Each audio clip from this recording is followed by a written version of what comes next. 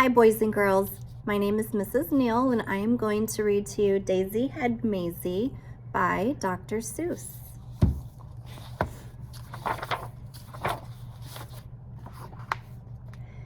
It's hard to believe such a thing could be true, and I hope such a thing never happens to you. But it happened, they say, to poor Mayzie McGrew.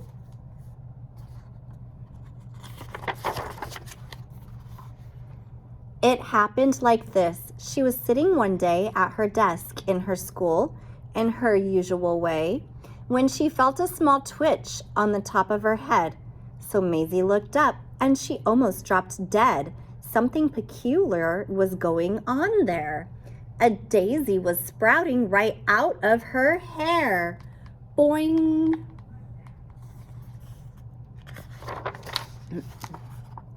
Behind her was sitting young Herman Strudel. This looks like a daisy up here on her noodle.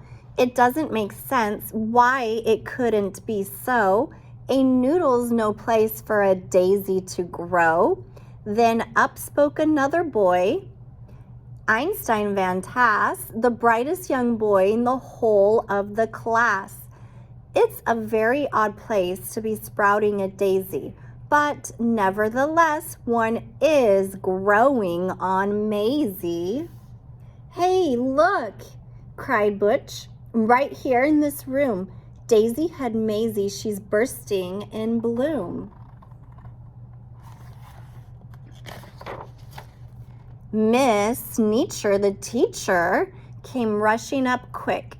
Such nonsense. Some child is playing a trick. Which one of you boys stuck that thing in her hair? You knew that a daisy could never grow there. But teacher, said Butch, I saw the thing rise right out of her head with my very own eyes. Just give it a yank if you think I tell lies.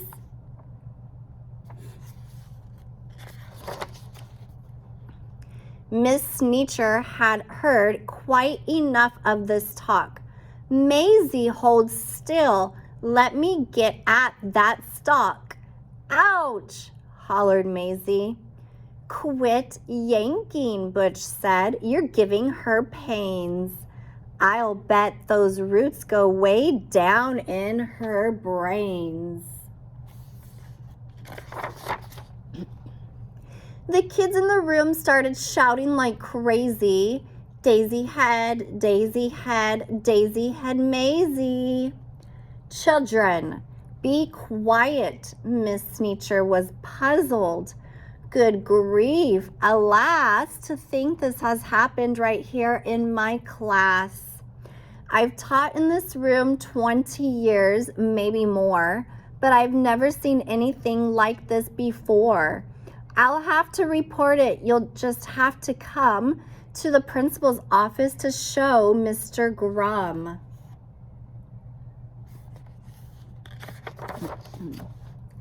Now the principal, good Mr. Gregory Grum, was a very wise man, just as smart as they come. He knew more than anyone else in this nation about long division and multiplication. He knew all the answers, why oceans are deep, why skies are so high, and why mountains are steep. He should have the answer to this thing on Mayzie. My word, he declared, it's a genuine daisy. I've seen them quite often in fields growing wild, but never before on the head of a child. Now, what in the world ever made this thing sprout?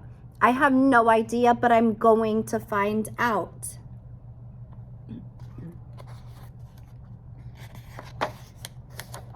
It says daisies grow on the land, they grow between rocks, they grow also in sand. It mentions right here, they can grow in a pot, but mention the head of a girl, it does not.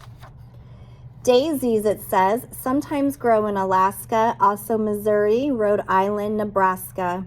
They grow in Japan and in Spain and Peru, in India, France, and Idaho too. They grow in South Boston and also in Rome, But why would they grow on this little girl's dome?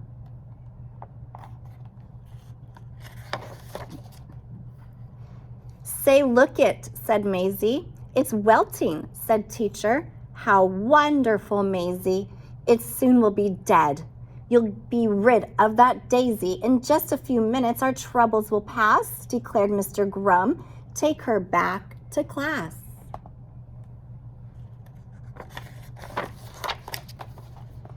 Then the principal saw a most terrible sight. The daisy was dying, and that was all right. But that daisy was part of poor Mayzie McGrew, and Mayzie was starting to wilt away too. Teacher, said Grum, you know what I think? They're both going to die. Hurry, bring them a drink. This is a problem, said Grum with a frown. You take Mayzie away, you make her lie down. You lock her up tight in that room down the hall. There are quite a few numbers that I've got to call.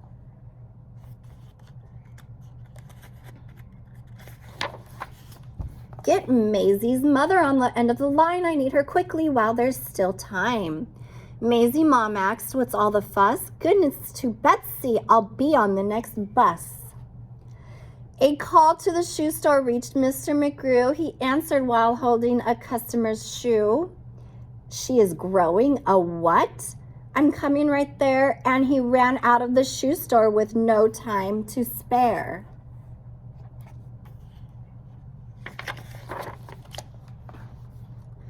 A doctor should see her, the principal said, and an expert on plants like the one on her head. So he called Dr. Eisenbart, who said, goodness gracious, a child with a head that is partly herbaceous. I simply must see this. I'll come over to you. And his patient, though shirtless, came to see it too. Then Grum called Finch, the florist, who grabbed for his shears. I'll be there as fast as my truck can shift gears.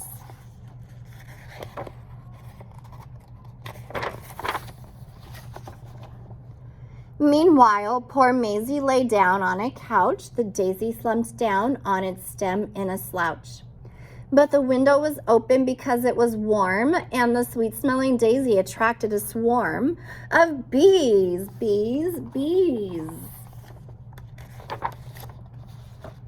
Mayzie jumped out the window. What else could she do? But the faster she ran, the faster they flew. In the park, she ran into Officer Thatcher. The bees on her heels were just starting to catch her. He said, wait a minute, kid. I'll be right back, and left Mayzie alone to fend off attack.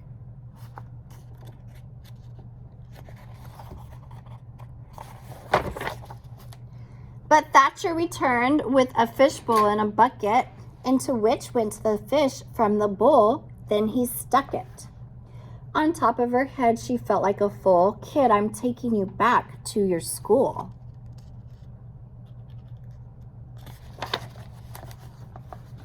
Principal Grum didn't know what to do. It's worse, cried Miss Sneecher, much worse than we feared. The daisy and Mayzie have both disappeared. Behind her came charging Mr. McGrew, chased by a customer chasing his shoe. Finch, the florist, Dr. Eisenbart, too, Dr. Eisenbart's patient, and Mrs. McGrew. Then the door opened, and in came poor Mayzie, wearing a fishbowl protecting her daisy. Then Officer Thatcher, who looked all around, said, anyone here know this kid that I found?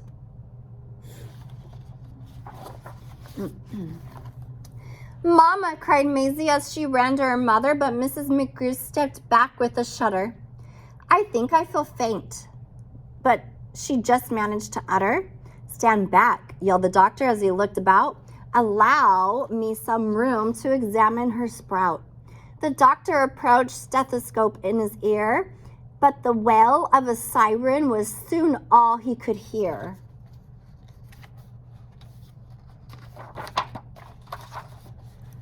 And then, without warning, the door opened wide, and who but the mayor should step right inside. At acting important, there was none to compare. He was best at long speeches, chock full of hot air. I promise my friends that if I'm reelected, that this Daisy on Mayzie will be disconnected. The law of our fathers is simple and sound. Daisies belong and should stay in the ground. The rest are illegal. We'll bar them from town.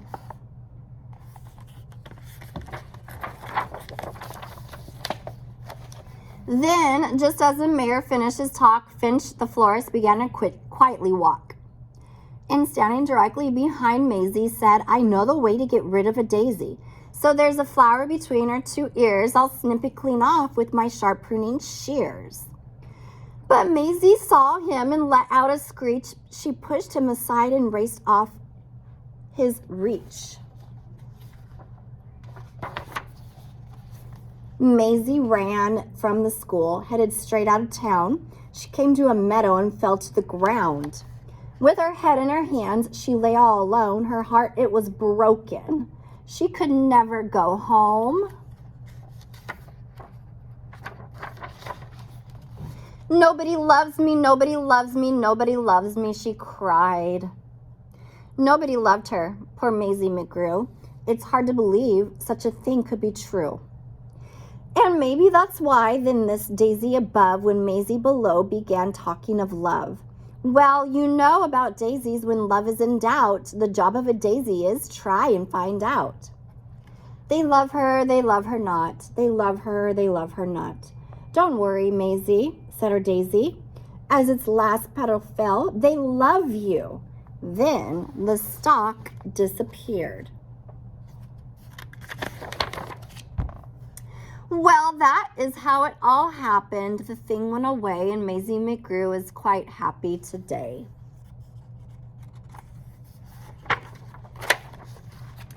Back at her studies and doing just great in all of her subjects in room number 8. And concerning that daisy, you know that it never grew out of the top of her head ever again. Well, it practically never popped up there again, excepting occasionally just now and then. And after all, I'm getting used to it. The end. I hope you guys enjoyed Daisy Had Mayzie.